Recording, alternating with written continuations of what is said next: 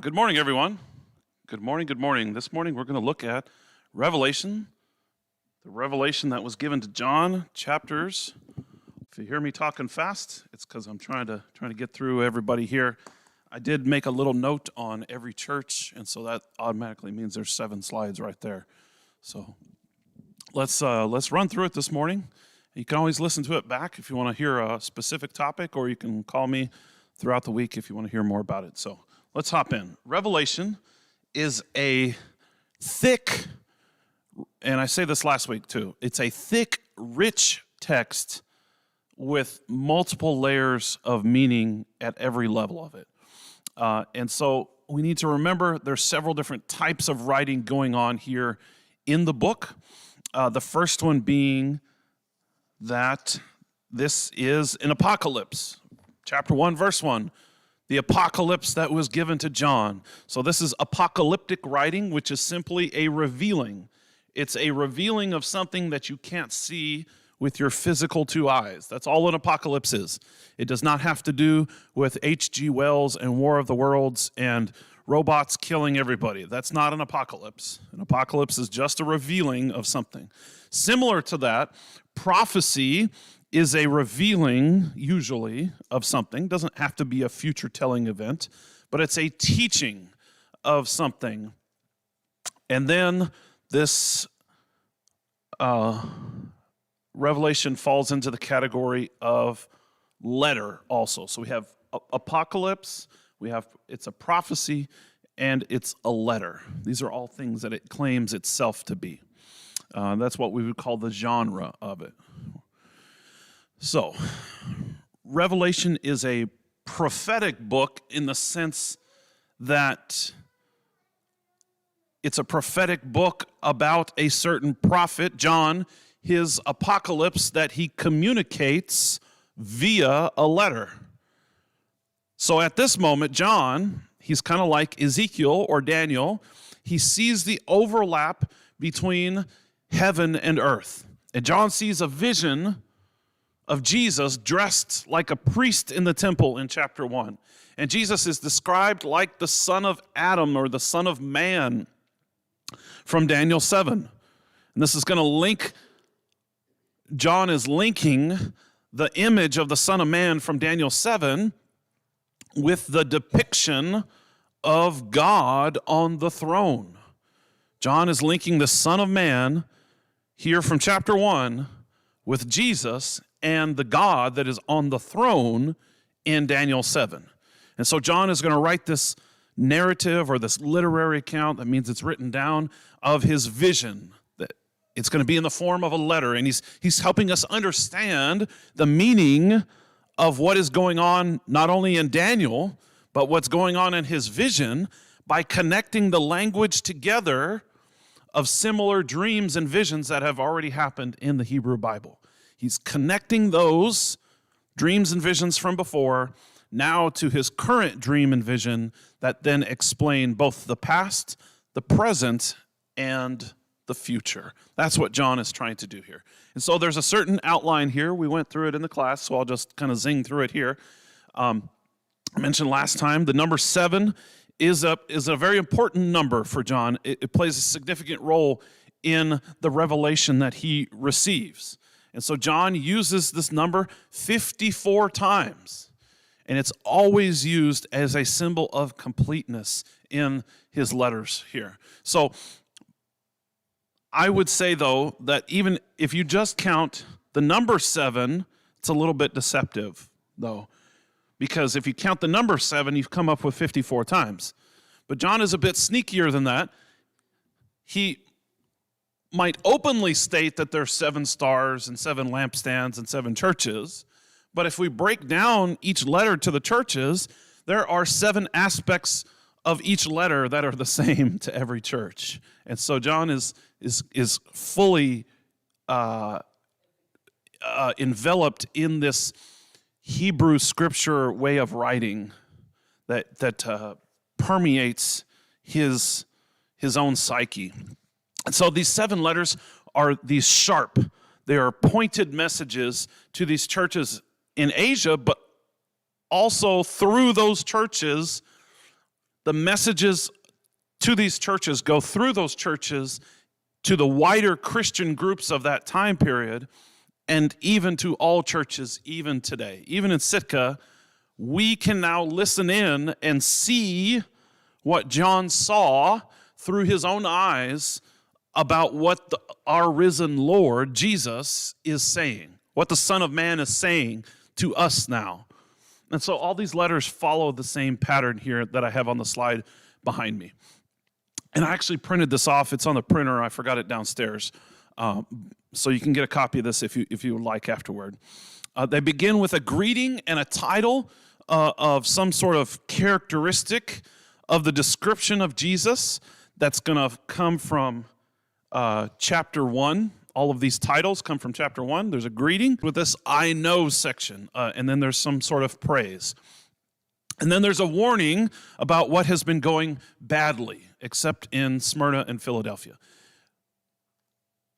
The final, that was the first 4 points. The last 3 points now is that the letters all end with a solemn warning.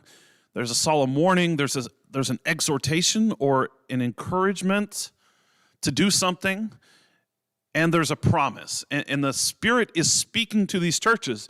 But you ask, I thought it was Jesus speaking. And the answer is yes. How that happens, we're not told. Is it Jesus speaking through the Spirit to John? Is it Jesus speaking directly to John? The answer is yes on both accounts, because we're told both. And so we need to back up and maybe not try and pick apart every third word in a verse and see the bigger picture here that John is trying to paint for us.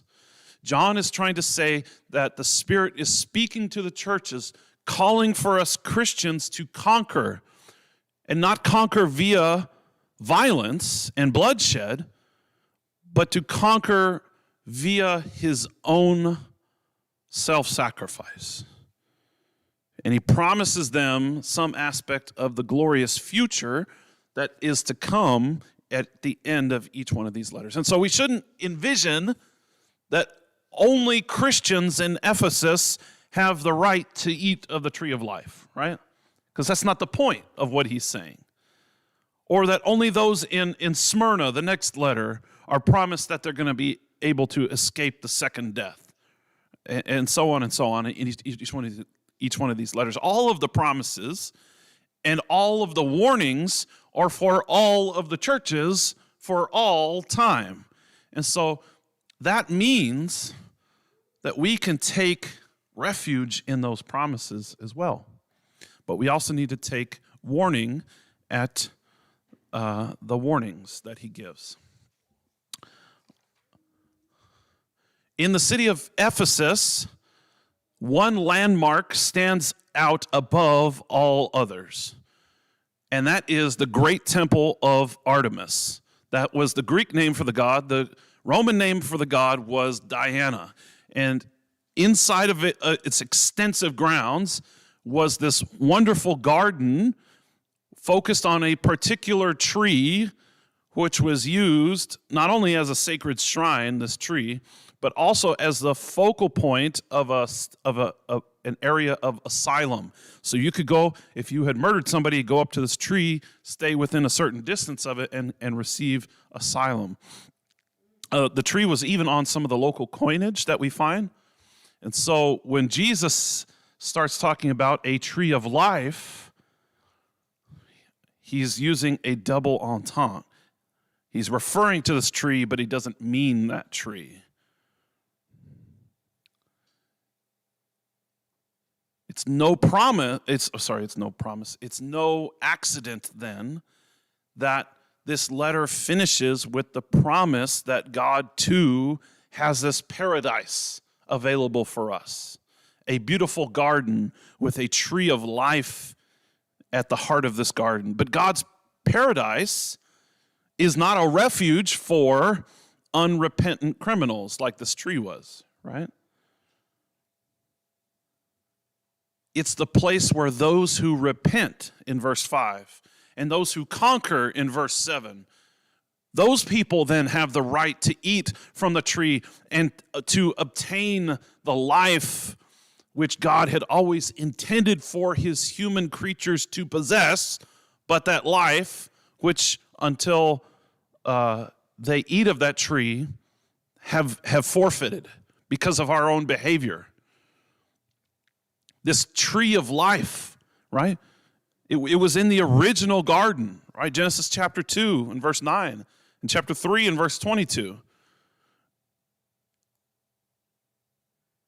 And it will be there, this tree of life will be there, planted many times over in the New Jerusalem. Revelation chapter 22 and verse 2. We see this tree of life with the river running out from underneath it. And so this letter opens by reminding the church in Ephesus that the most obvious center for imperial power in the region, the biggest city here on the coast, where the road from the old Babylonian Empire comes up through the northern part of Turkey and then ends at Ephesus, because everything got on a boat to go over to Rome or to other parts of the Mediterranean. And so Ephesus was a really rich city. It's the seat of this imperial power. But Jesus is reminding them that he is the sovereign one who holds the 7 stars in his right hand. And when Jesus looks at the Ephesian Christians, he is delighted. They have worked hard. They have been patient, even under the threat of persecution. And they've drawn this clear line between those who are really following Jesus and those who are not.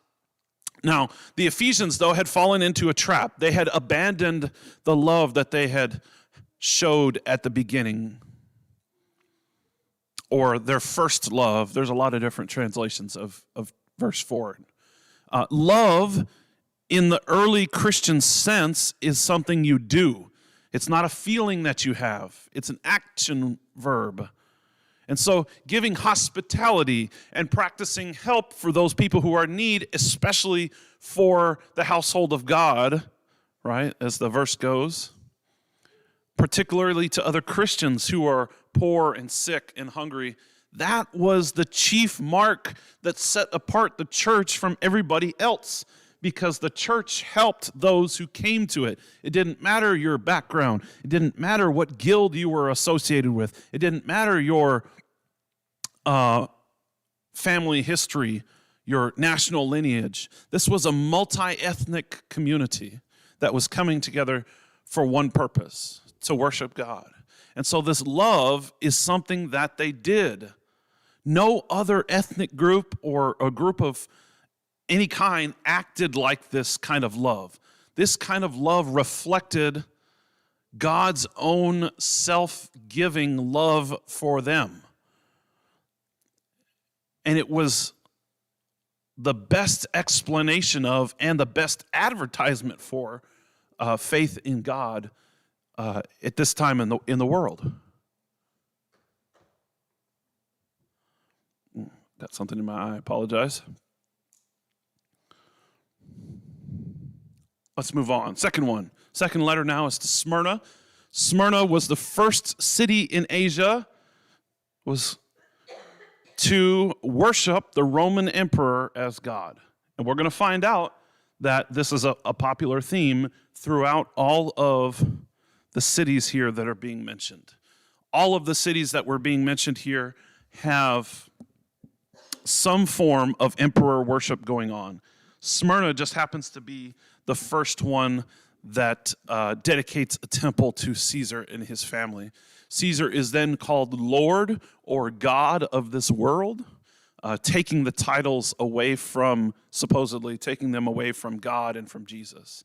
And so the letter to Smyrna then is sort of notable for being a church that God finds, or Jesus finds, nothing to be critical of. It's the only church where he doesn't criticize something in, or no, there's 2. Smyrna and Philadelphia. and his main task here in this letter is to warn of this fierce persecution that's going to happen. And it's on its way, and he does this as the one who is the first and the last, is the one giving this warning, who was dead and who came to life, right? Smyrna was a city that had been destroyed and then rebuilt. And so whatever happens, the times and the fates of these Christians who are in Smyrna are in safe hands, because they're in the hands of the person who was dead, but who has now come to life. And the devil may come and imprison and test some of them for 10 days. And that's sort of a figurative sort of way of talking, because was that the only persecution they were ever going to face, is 10 days? Was it 10 literal days? Day in John's own writings here in Revelation many times means year.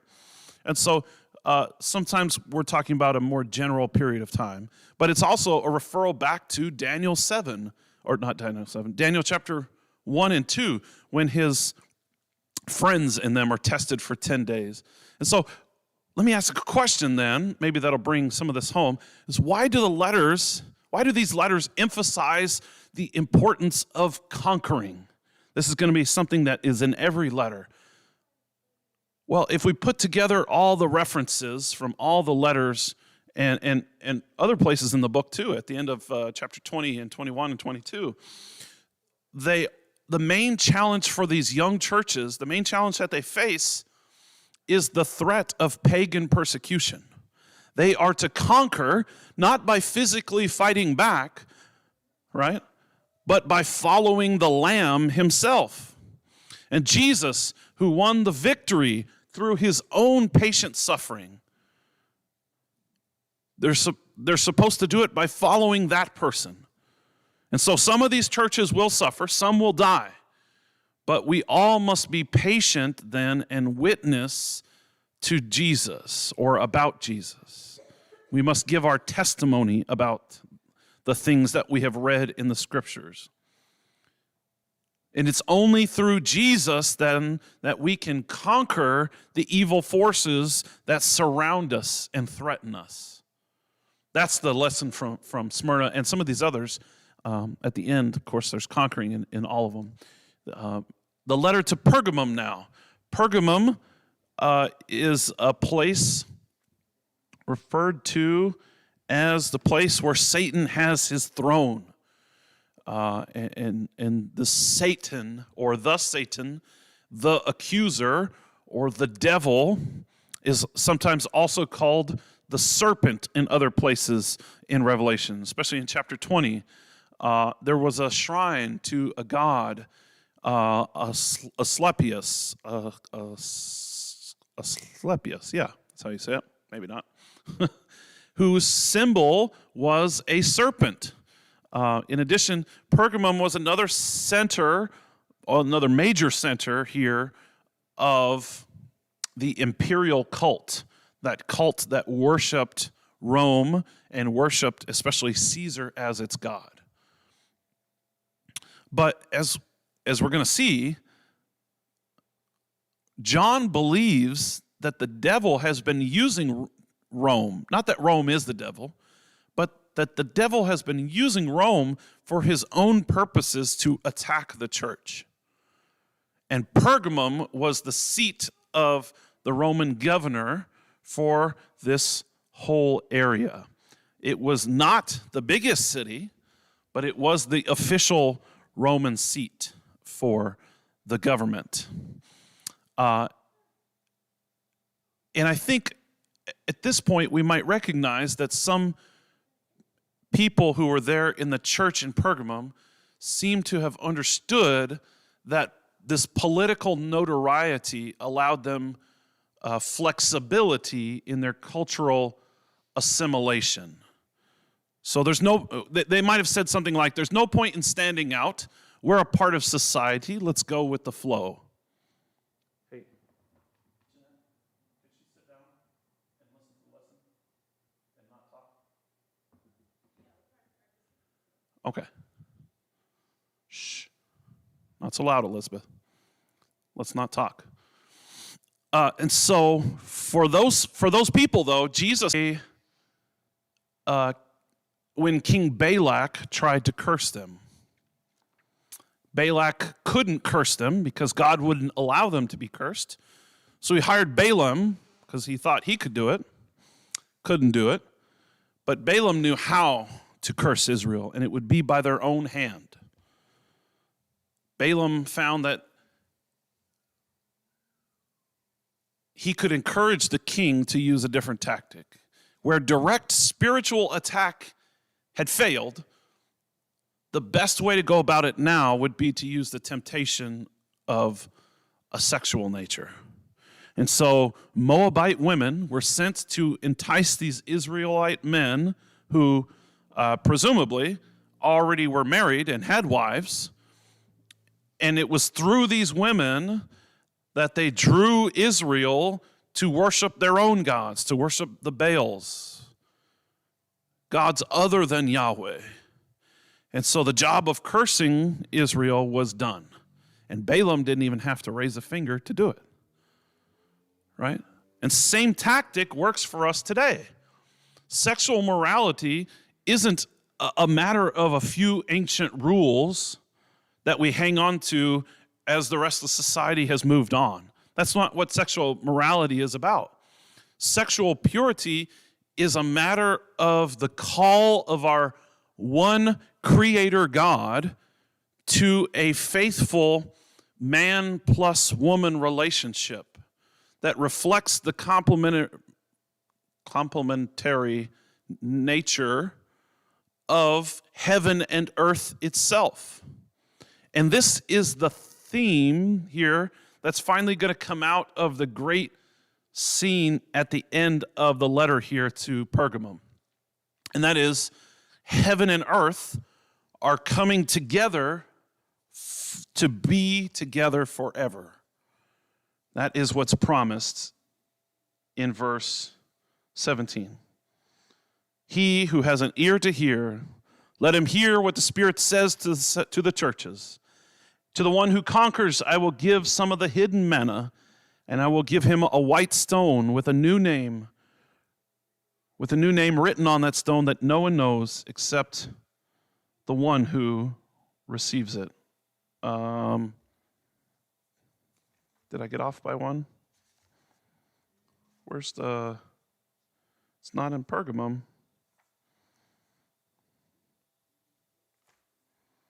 Oh, at the end of the letter, I said letter, I meant letter, but I also meant the end of Revelation when I said that.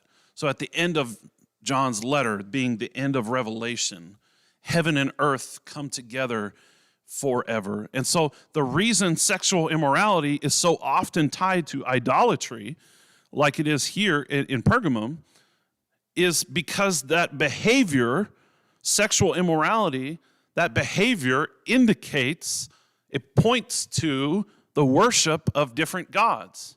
Our God has declared that we have fidelity towards him and towards our partner.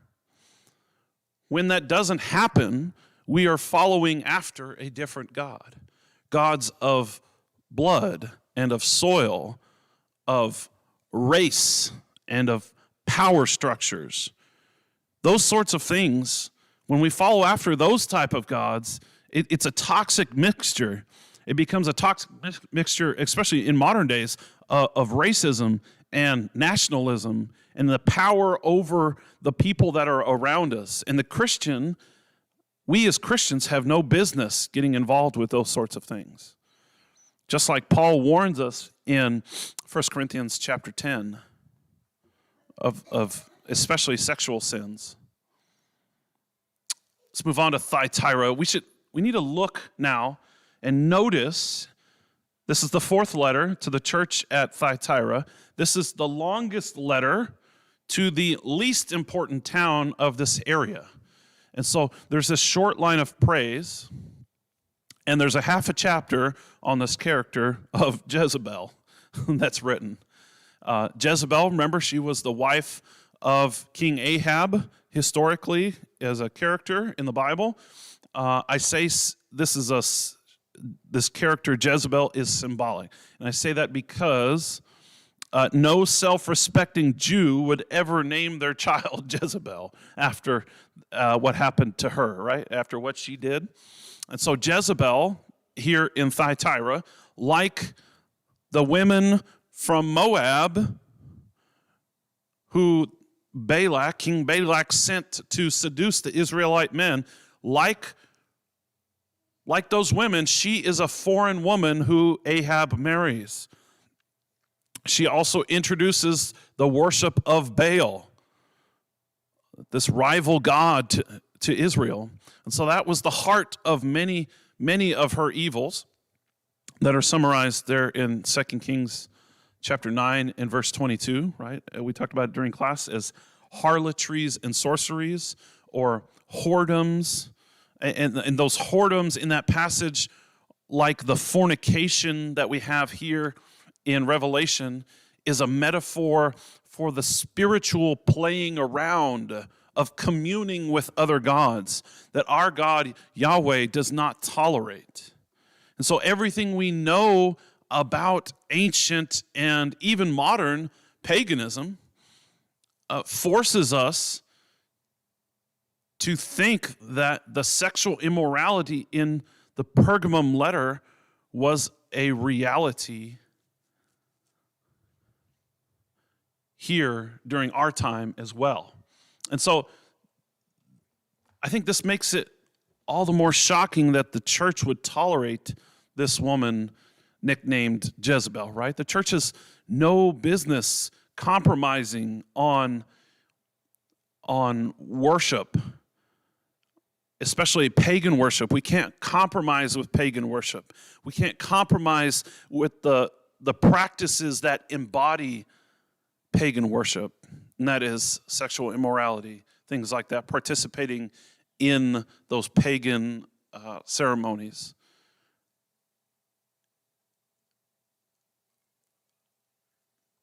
Let's move on to the next slide now. The next one is going to be Sardis.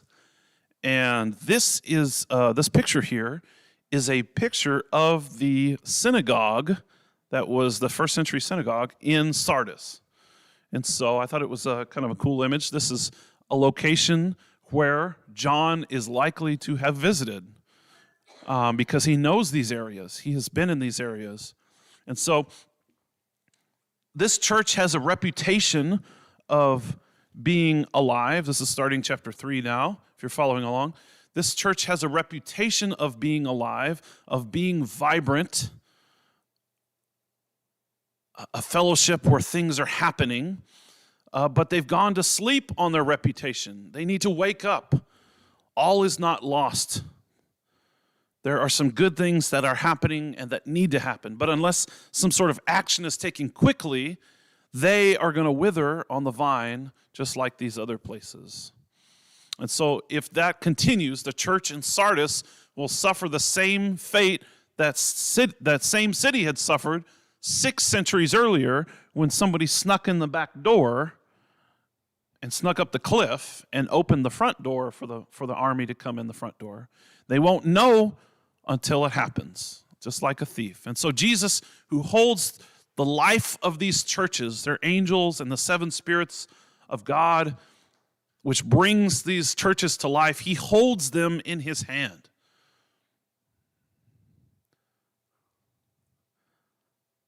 They won't know what's happening until it's too late, though. But the promise to those who do wake up, to those who conquer, and to those who have managed to keep their robes, their clothes from being polluted, the promise is that they will share in this triumphal procession, just like the newly baptized people did in the first few centuries of the church. When they came up out of the water, their robes were white, they were clean, metaphorically. Rivers are dirty, right? Spiritually, they were cleansed, though. They come up out of the water. In other words, they would share in the victory of Jesus over this world. and ultimately in the victory over death itself that drags human life down into the dirt. That's what death does, right? Drags us into the dirt. And their names will be written in the book of life.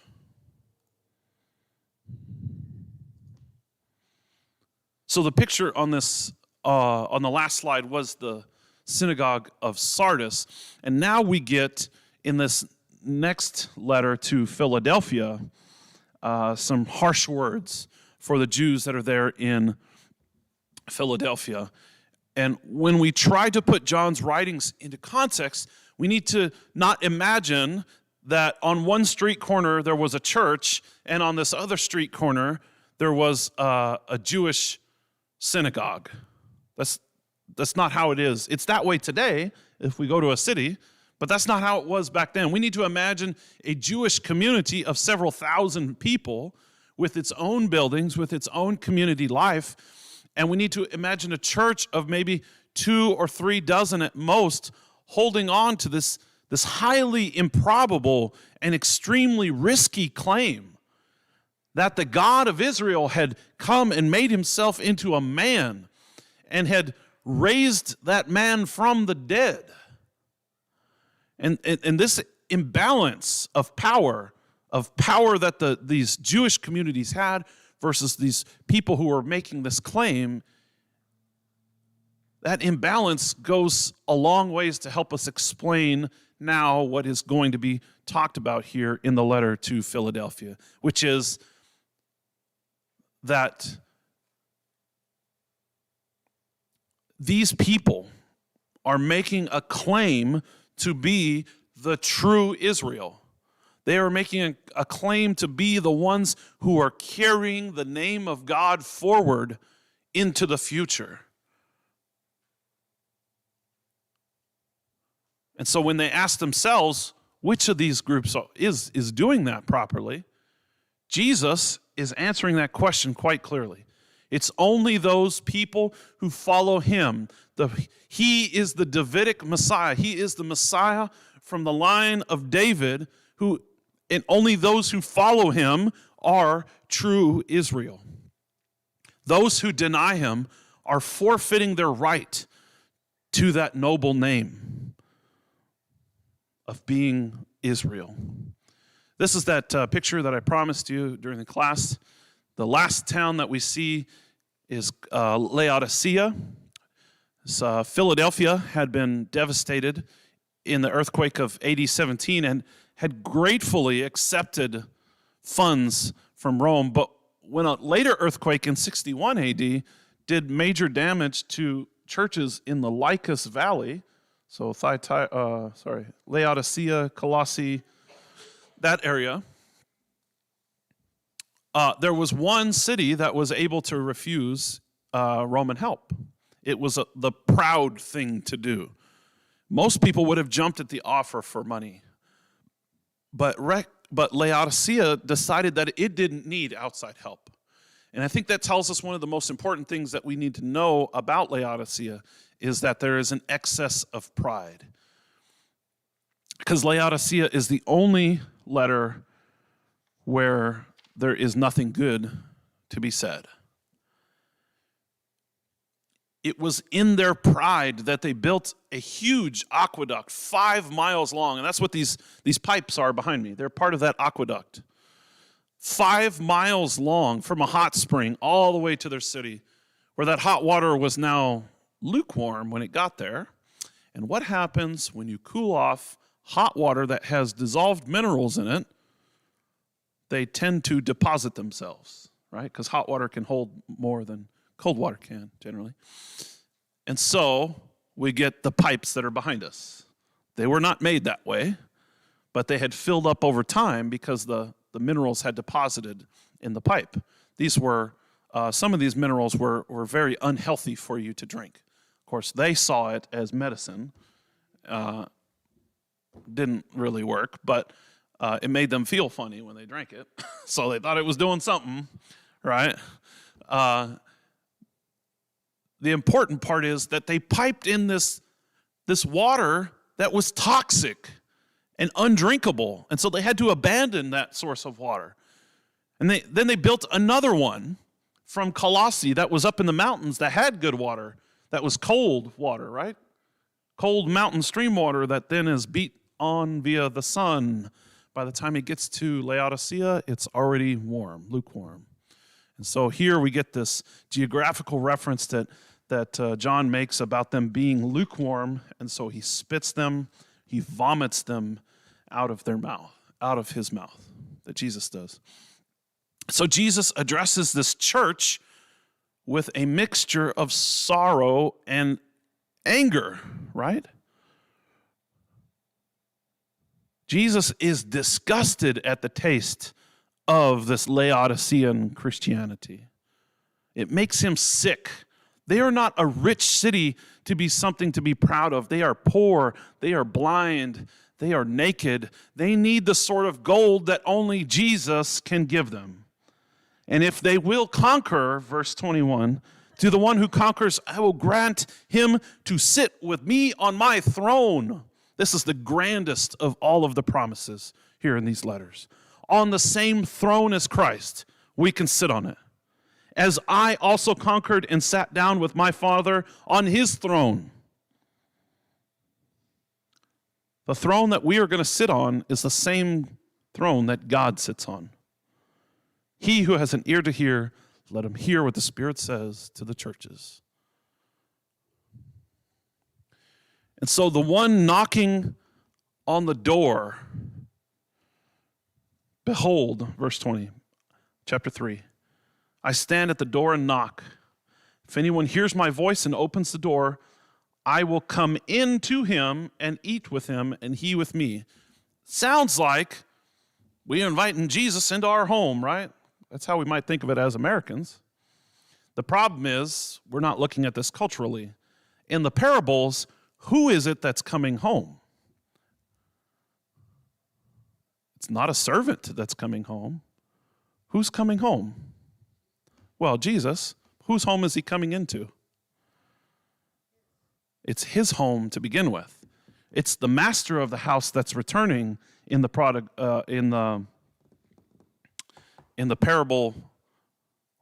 where the vineyard, where the servants don't want the master to come back. It's the master who's coming back in these stories that are told in the other parts of the Bible. And so the one knocking at the door is the master of the house returning at this unexpected hour, like that warning in chapter 3, verse 3 to Sardis. The one who opens the door is the servant. And what has that servant been doing to be awake at this crazy hour? He's stayed awake. He has been faithful. So it's Jesus' house in the first place that he's coming home to.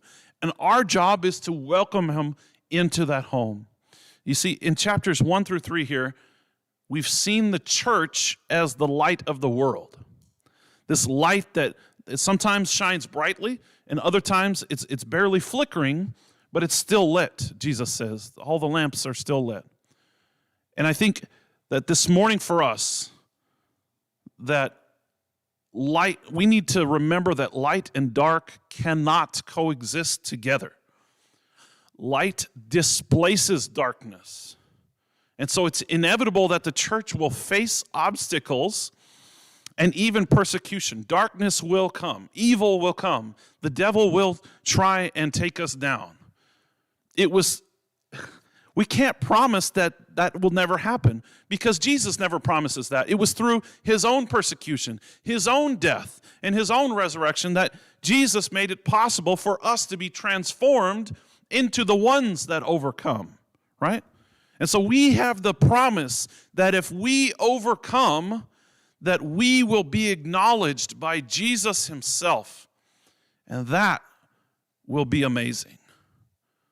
To have him acknowledge us before the Father in front of all these amazing spiritual beings that we oftentimes think as being more important than us. They aren't. because we will be the ones who will be acknowledged. It's going to be the moment of all moments in the world, in our life. So let's wake up before it's too late. Let's reach out to his promises because he is faithful and sure to bless us with the promise that the second death won't hurt us, the promise that we can overcome both in this life and in the next. And that's the lesson for this morning, the lesson to the 7 churches. It's good to have everyone here this morning. Next week, we'll look at the throne in heaven in chapter 4, Revelation chapter 4. Thanks, everybody.